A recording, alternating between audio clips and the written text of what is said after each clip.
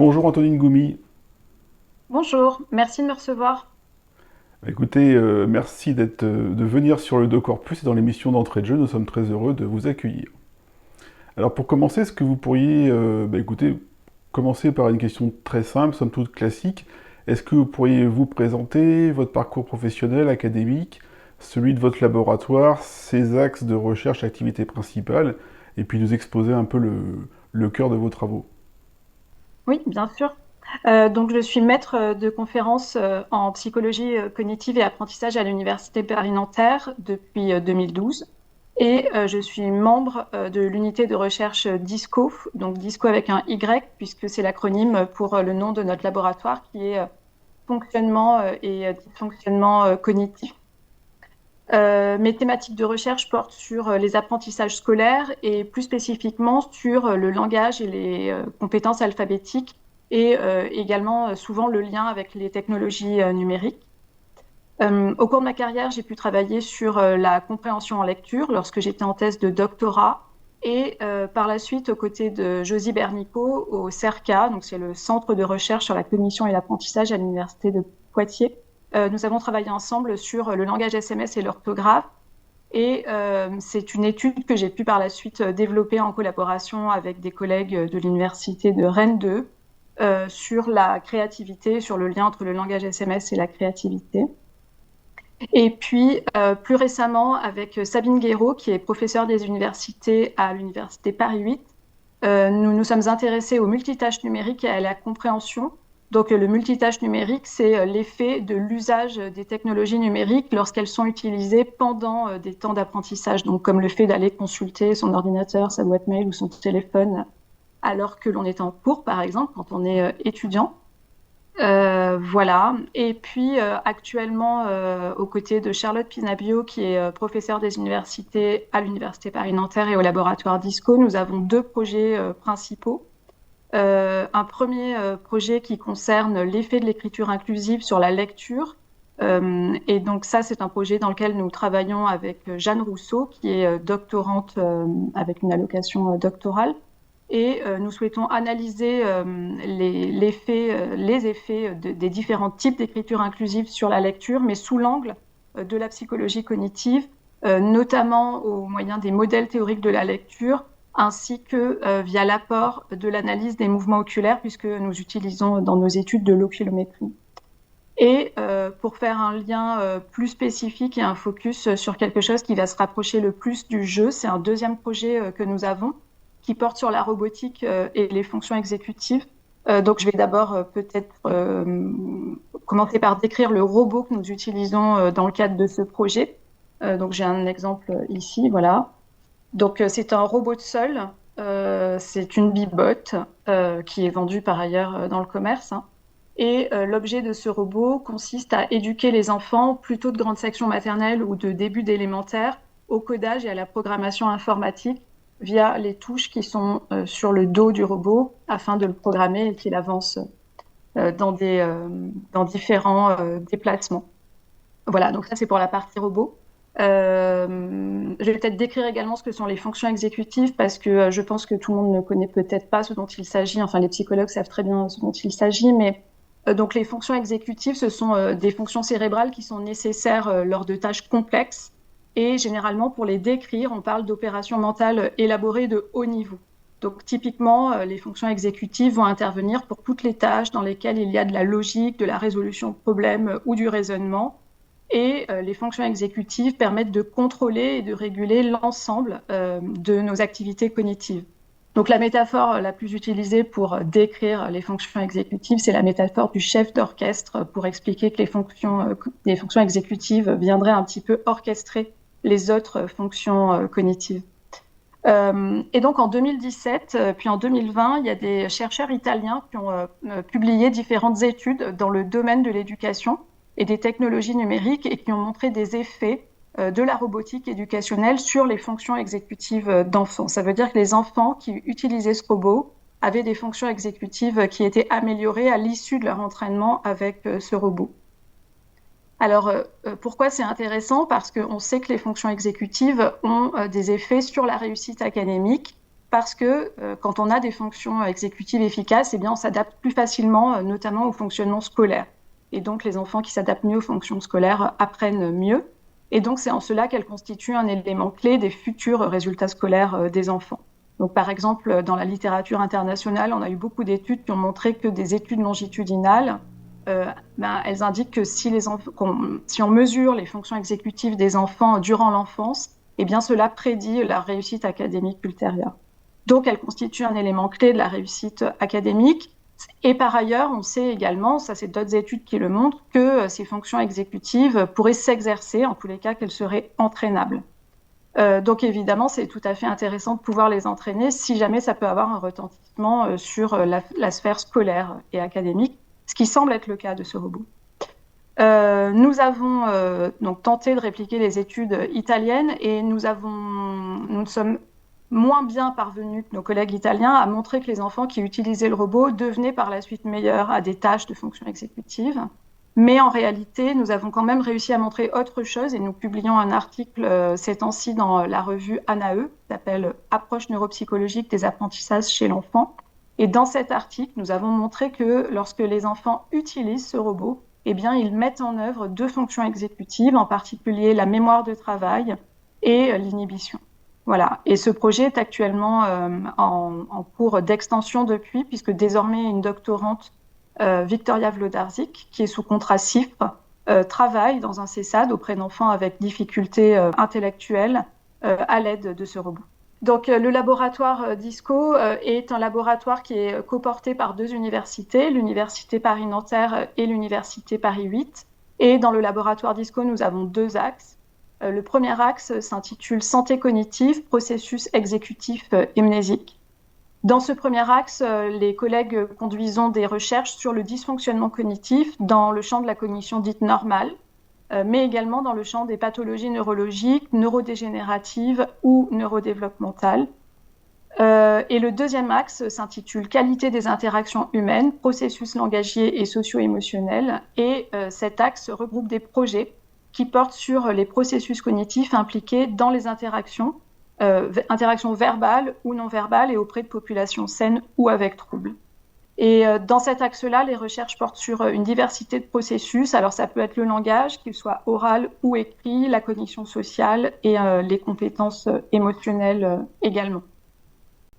Écoutez, merci pour déjà toutes ces précisions et puis cette vue d'ensemble de votre spécialité, des activités du laboratoire. Alors j'aimerais à présent que nous zoomions justement sur le projet Disconférence, qui sont des manifestations scientifiques. Est-ce que vous pourriez nous revenir un peu sur l'origine de ces manifestations et puis leurs objectifs? Donc Disconférence, c'est la manifestation scientifique annuelle de l'unité de recherche DISCO. Cette manifestation scientifique a une particularité, c'est que les organisateurs sont les étudiants du Master 1 de neuropsychologie de l'Université Paris-Nanterre. Moi, je suis là en tant que coordinatrice pour coordonner cette journée. Notamment donc, au premier semestre, les étudiants vont élaborer et proposer différents programmes de manifestations scientifiques. Et à la fin du semestre, les étudiants, l'équipe pédagogique et les collègues du laboratoire allons voter sur un programme qui sera élu et qui deviendra le programme de la Disconférence.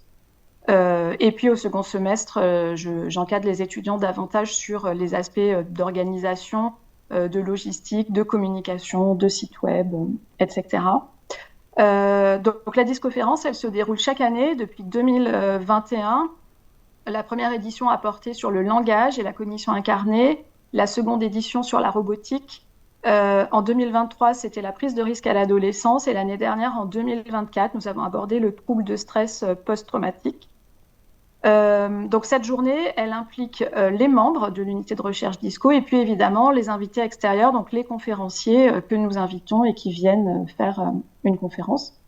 Et les étudiants en master de neuropsychologie à l'Université Paris-Nanterre, donc les M1 en tant qu'organisateurs et les M2 vont présenter des posters de recherche sur des projets du laboratoire.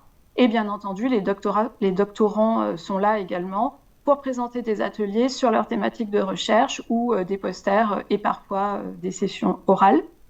La journée s'articule toujours de la même manière. D'abord, il y a des conférences et ces conférences vont s'articuler autour d'une question scientifique. Mais chaque conférencier, chaque conférence va apporter différents éclairages afin de faire se confronter les points de vue sur une thématique commune. À la fin de la journée, il va y avoir une table ronde et l'objectif de cette table ronde, c'est vraiment de faire se croiser tous les points de vue des conférenciers qui ont pu être émis au cours de la journée.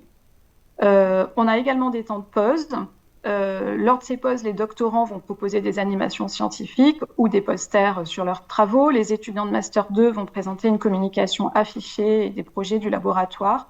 Et les temps de pause sont également un moment social et convivial, évidemment, autour d'un café et de différentes collations. Voilà.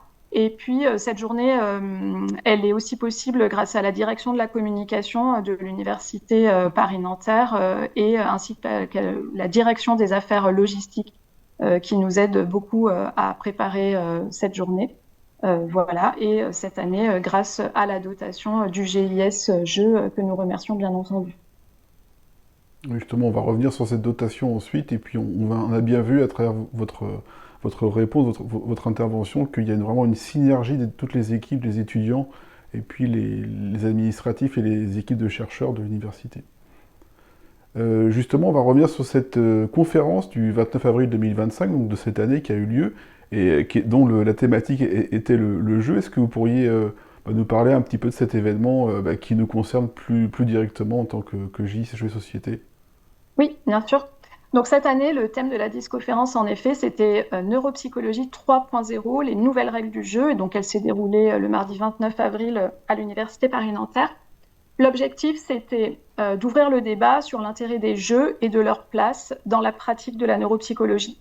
Donc ça, je dirais que c'était peut-être la partie un peu plus professionnelle et clinique de cette conférence. Mais il s'agissait également de pouvoir réfléchir autour de l'implication du jeu dans la cognition humaine. Et donc ça, c'était pour la partie un peu plus recherche et peut-être un peu plus scientifique. L'originalité de la conférence de cette année, elle était double. Pour les neuropsychologues, on parle rarement du jeu. Pour les personnes qui s'intéressent au jeu, on parle rarement de neuropsychologie. Donc parler du jeu en neuropsychologie était un axe assez original et innovant en cela.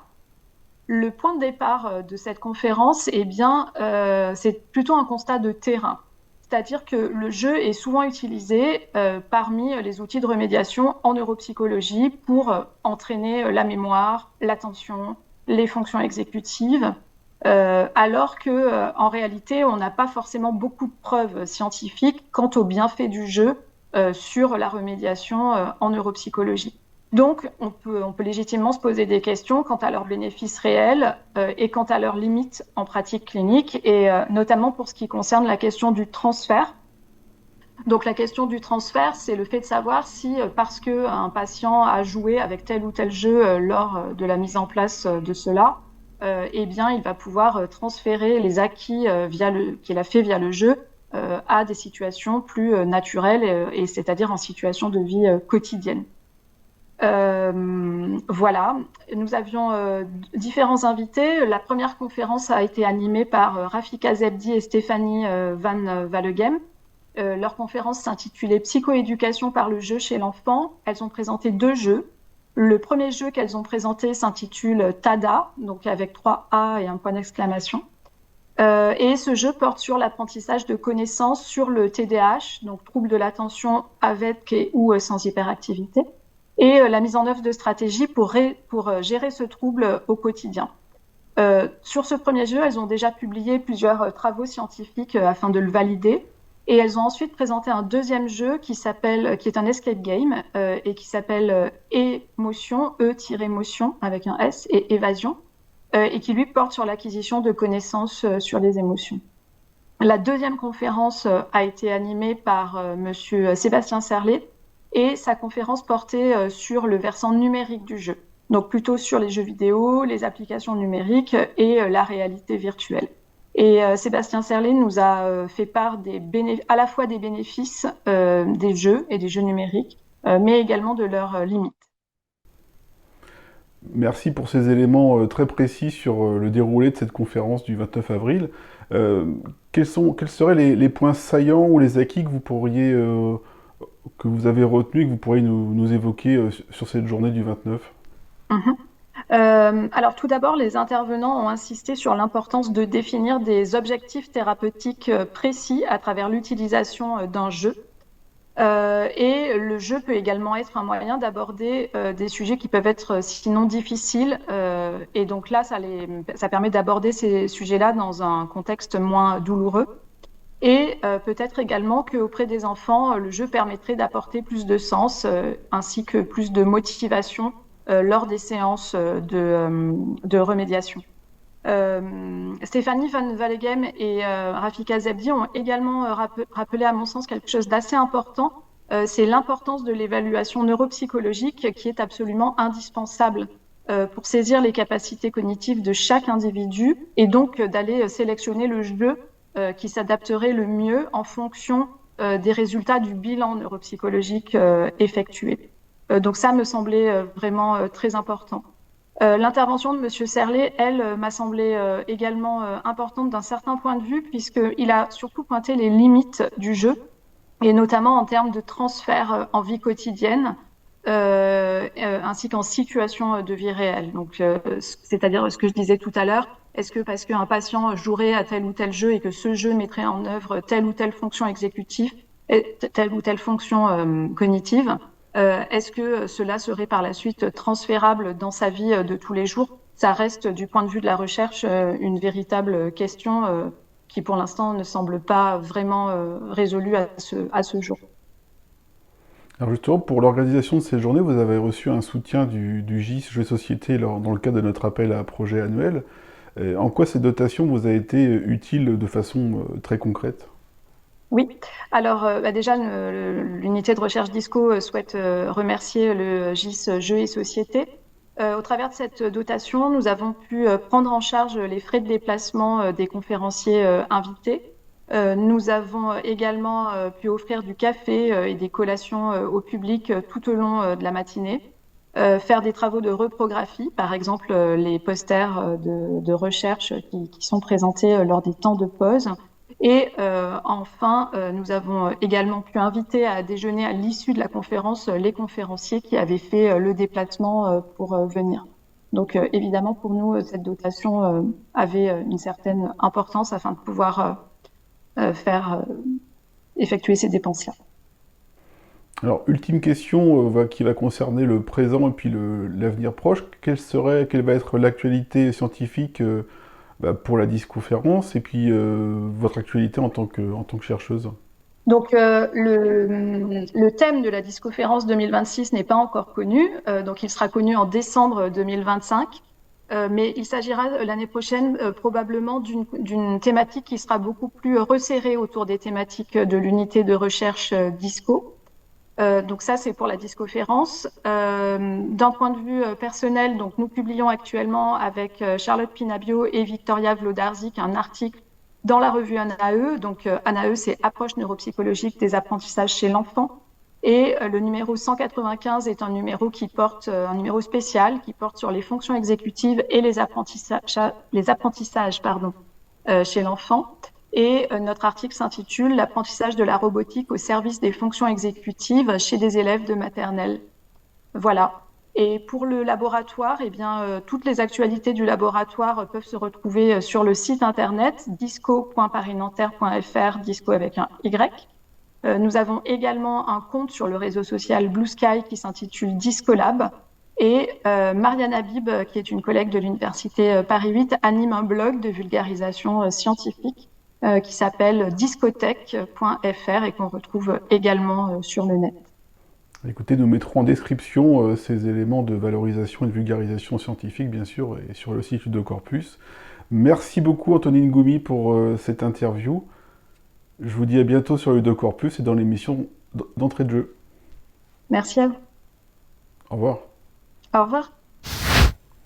Pour celles et ceux qui nous regardent depuis notre chaîne YouTube, n'hésitez pas à vous abonner afin de recevoir les nouveautés dès leur diffusion. Merci et à bientôt sur Ludocorpus.